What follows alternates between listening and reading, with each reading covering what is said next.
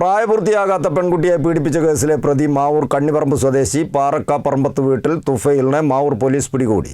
ഭീഷണിപ്പെടുത്തി പലതവണ പ്രതി പെൺകുട്ടിയെ ബലാത്സംഗം ചെയ്തു എന്നാണ് പരാതി. അറസ്റ്റ് ചെയ്ത പ്രതിയെ കോടതിയിൽ ഹാജരാക്കി റിമാൻഡ് ചെയ്തു. പ്രായപൂർത്തിയാകാത്ത പെൺകുട്ടിയെ പീഡിപ്പിച്ച കേസിലെ പ്രതി മാവൂർ കണ്ണിപറമ്പ് സ്വദേശി പാറക്കപ്പറമ്പത്ത് വീട്ടിൽ തുഫൈലിനെയാണ് മാവൂർ പോലീസ് പിടികൂടിയത്.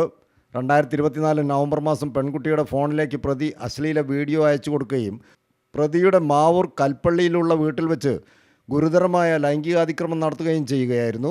ലൈംഗികാതിക്രമത്തിൻ്റെ ദൃശ്യങ്ങൾ വീഡിയോയിൽ പകർത്തി പ്രചരിപ്പിക്കുമെന്ന് ഭീഷണിപ്പെടുത്തി 2025 നവംബർ മാസം വരെ പലതവണ പ്രതി പെൺകുട്ടിയെ ബലാത്സംഗം ചെയ്യുകയായിരുന്നു എന്നാണ് പരാതി.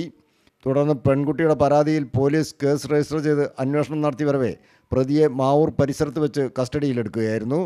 Mavoor police station sub inspector Ramesh, senior civil police ഓഫീസർമാരായ ഷിബു, ജിനചന്ദ്രൻ, ബിപിൻലാൽ എന്നിവർ ചേർന്നാണ് പ്രതിയെ കസ്റ്റഡിയിലെടുത്തത്.